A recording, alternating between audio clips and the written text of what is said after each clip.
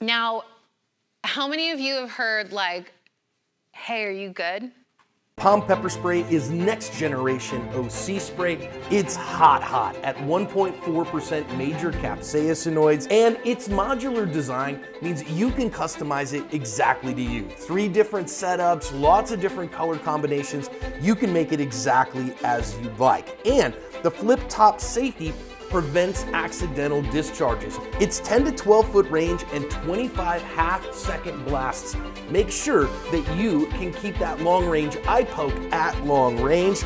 I trust Palm OC and I recommend it for everyone for self-defense. Yeah, it's like your guys' favorite. But it's really lame because what's the answer?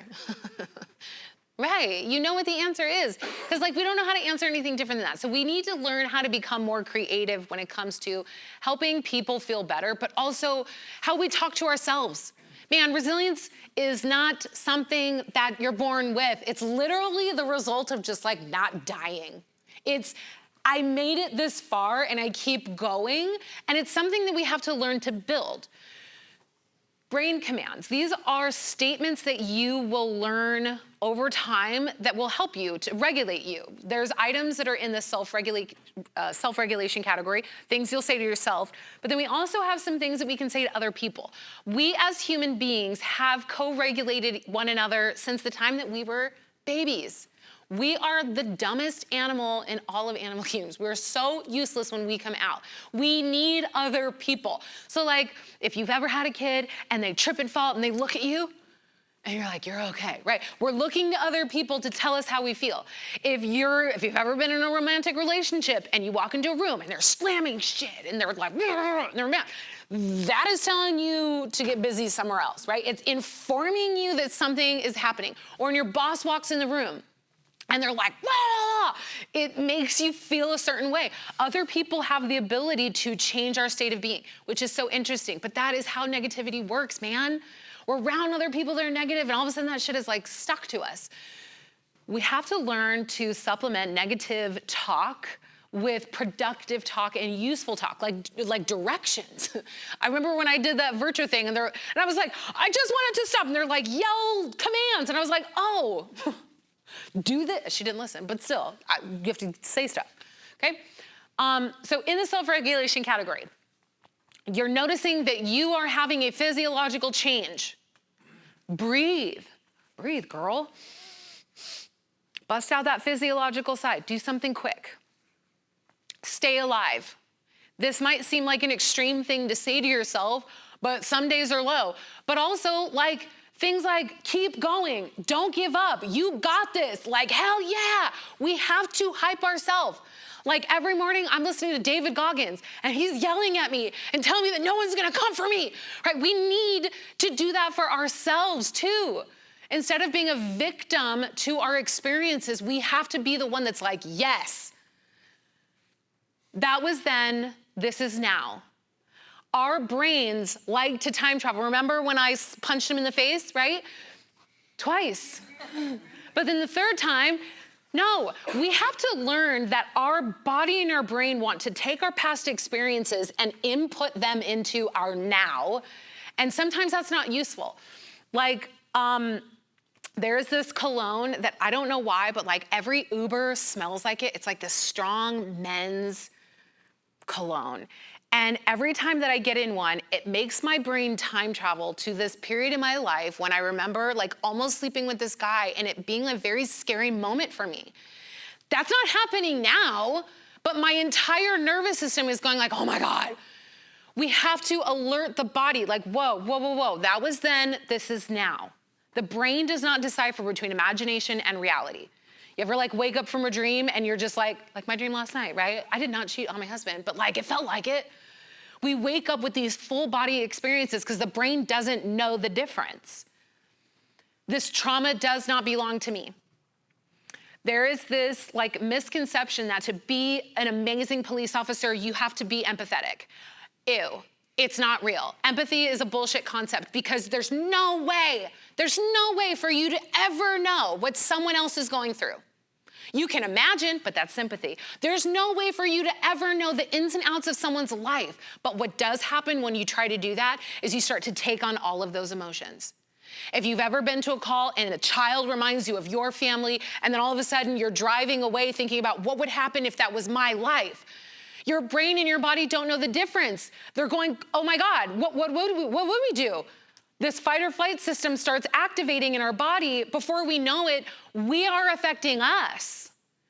What I like to do is when someone is sharing with me their trauma story, I like to imagine this force field bubble goes over me where I'm just like, man, I'm here to like help be a part of the solution, but I am not here to take on their trauma. It is not mine at all.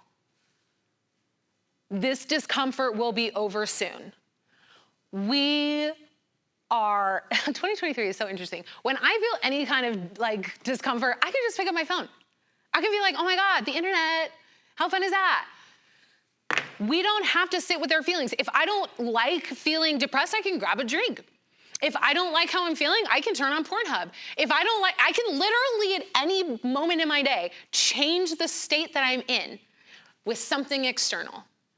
Because we fail to sit with our uncomfortable emotions. I want you to think about how many calls of service you have gone to where someone could not help themselves.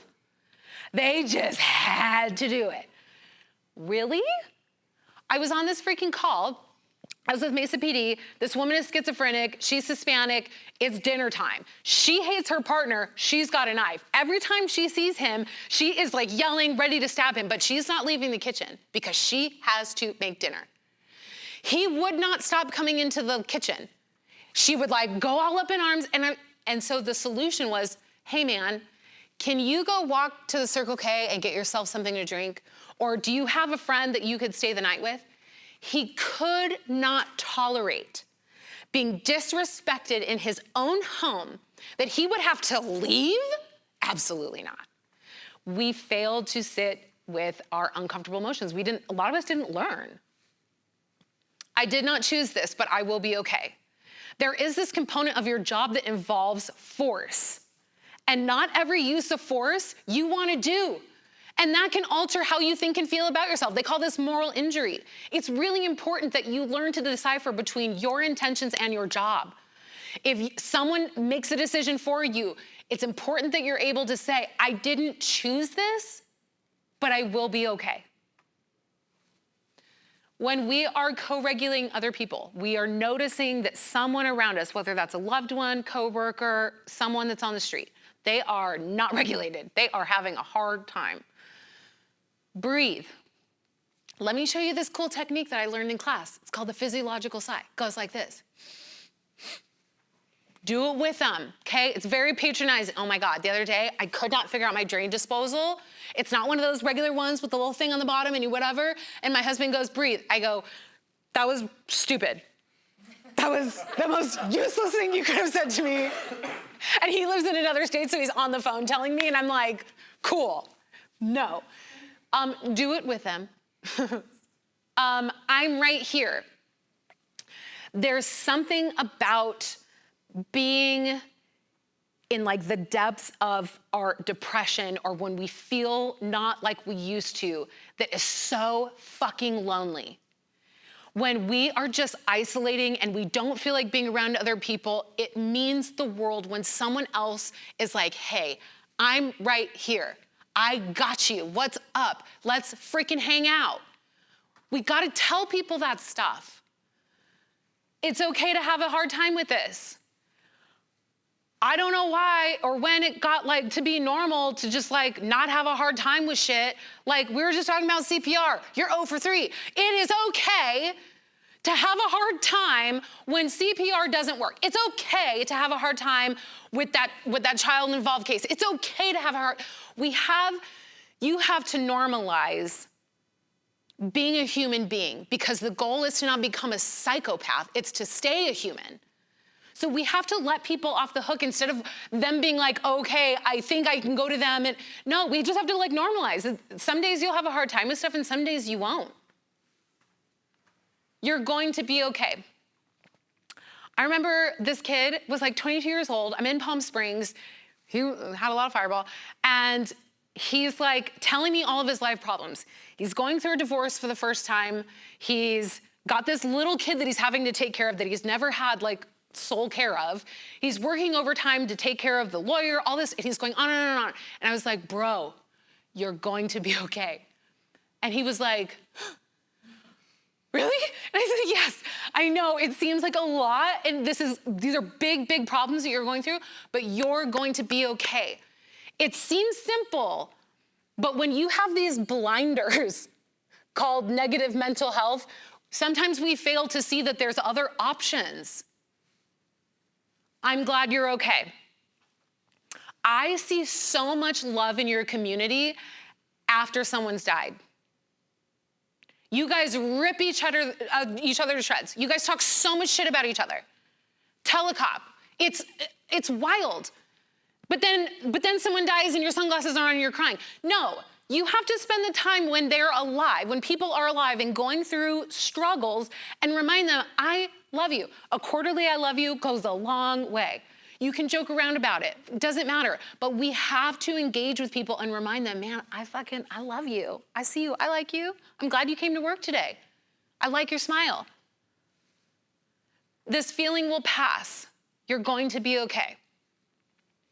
There is this moment when people are experiencing suicidality, where they feel as though nothing is going to change. There is a huge element of hopelessness.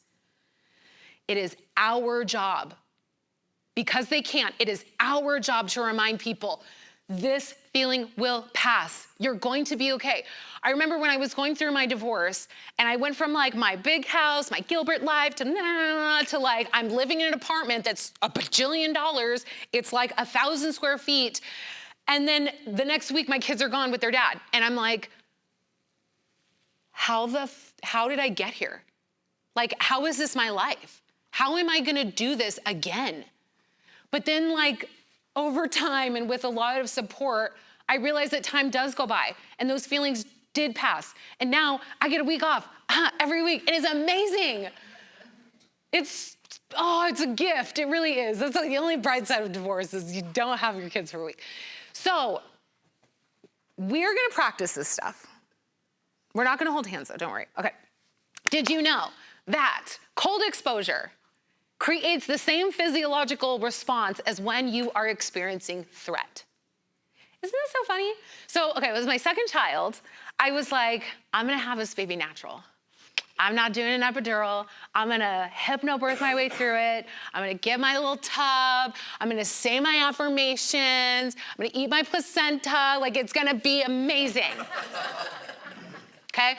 I got that epidural hard. Okay? 6 hours in, I was like, Give me, I can't do it anymore, okay?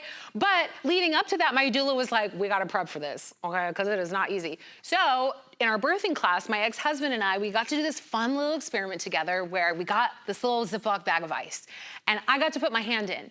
And for that minute, it's interesting, right? Like, because before you have a baby, you're like, how will I know, right? You had a baby, right? How will I know?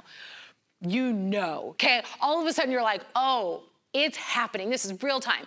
So you put your hand in, and it's this like initial shock of like, oh, okay. Within 10 seconds, the body starts to register, we've got threat happening, okay? Because cold to the body is not good. But then the pain starts to just slowly increase, right? And then it starts to like apex, and right when you think you just are gonna implode, it starts to taper off, and you're like, oh my God, thank God. Okay, so it was like this normal, like the natural ebb and flow of a contraction. I got to practice. And then for my ex-husband, he got to practice calming me down.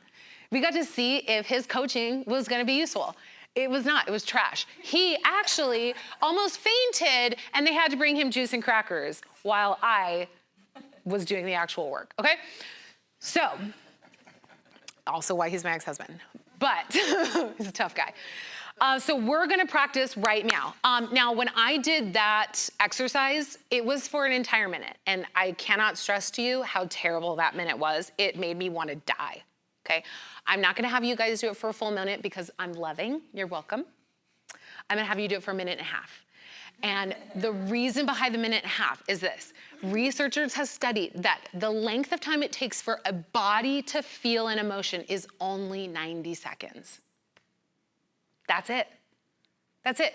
Or we can be like, oh, no, I don't feel anything, and just like sweep it under the rug, and then next week, it's right back there, right? Or you can be that person that feels an emotion. You're like, man, that's so stupid. Man, this is dumb. And then you pull in a coworker, dude, check this out.